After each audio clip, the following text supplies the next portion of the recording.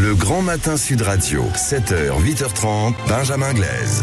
7h26 sur Sud Radio. Bonjour Eric Revel. Bonjour Benjamin, bonjour à tous. Tout compte fait, écoutez bien, mauvaise nouvelle à quelques semaines des Jeux Olympiques. Ouais. La SNCF se retrouve, avec des millions de billets de train invendus. Ouais, 12 millions de billets, encore disponibles, si j'en crois Alain Krakowicz, qui est le directeur de TGV Intercité à la SNCF. C'est en tout cas ce qu'il a dit pour la fin du mois de juin, 12 millions de billets encore disponibles. Alors les ventes, vous vous en souvenez peut-être, on en avait beaucoup parlé sur Sud Radio, avaient démarré en trombe le 13 mars dernier. Le site SNCF était saturé, il buguait même à l'ouverture des ventes. 1,5 million de billets avaient même été vendus ce jour-là, donc en une seule journée. Mais alors que les grandes vacances approchent, les trains sont encore loin d'être remplis. 2 places sur 3 n'ont pas trouvé preneur.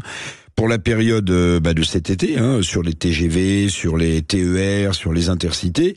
Alors c'est vrai que la SNCF avait accru son offre, et la SNCF avait mis 400 000 places en vente supplémentaires, pour parer à l'afflux des JO à Paris, pour transporter les délégations, les athlètes, les touristes. Tiens, la SNCF qui va transporter les 80 équipes de football qui vont participer à la compétition de foot des JO. Mais le constat est sévère.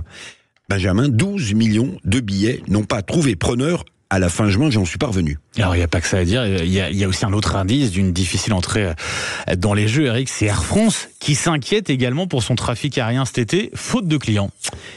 Bah oui, le tourisme est resté morose au mois de juin, on en avait parlé, et vous avez raison, Benjamin, même Air France, à l'approche des JO, des Jeux Olympiques de Paris, même Air France constate, c'est facile, mais je le fais quand même, un trou d'air pour cet été dans ses réservations.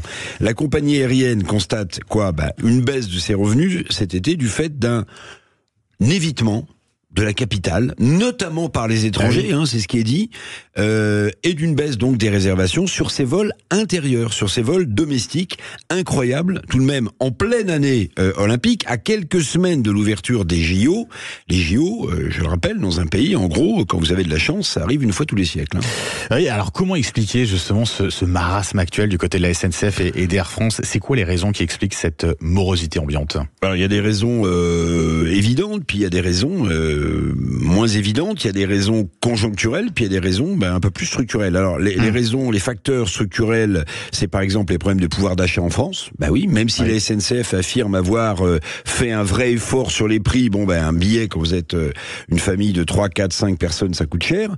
Côté étranger, comment on peut expliquer ça ? L'instabilité politique en France, avec les risques de guerre civile, si on en croit, vous savez, les fameux propos irresponsables d'Emmanuel Macron. Il y a aussi d'autres facteurs, les prix de départ quand même de l'hôtellerie parisienne qui étaient très élevés, même si les prix baissent en ce moment faute de demande suffisante justement. Autre facteur, l'euro aussi en Allemagne. L'euro en Allemagne qui envoie les touristes plutôt du côté des stades de football allemands. On peut y ajouter le temps maussade pour l'instant, la crainte de risque d'attentats, les atermoiements autour de la cérémonie d'ouverture de la Seine aussi. C'est pas très clair tout ça. Alors on va pas céder au pessimisme. Les JO sont toujours un gros moment d'unité nationale, mais les Français n'ont pas du tout la tête au jeu pour l'instant. Mais alors pas du tout. Regardez autour de vous, discutez avec les gens, parce qu'il y a toute cette affaire politique qui pèse. Et comme le dit Dominique Régnier, le DG de la Fondapol au magazine Le Point, une interview que je vous encourage à lire, il dit « J'ai l'impression que les Français sont plongés dans une sorte de dépression électorale ». Donc tout ça, évidemment, c'est pas bon, ni pour la SNCF, ni pour Air France, ni pour le tourisme pour l'instant. Tout compte fait. Merci à vous pour ce décryptage, Eric Revel.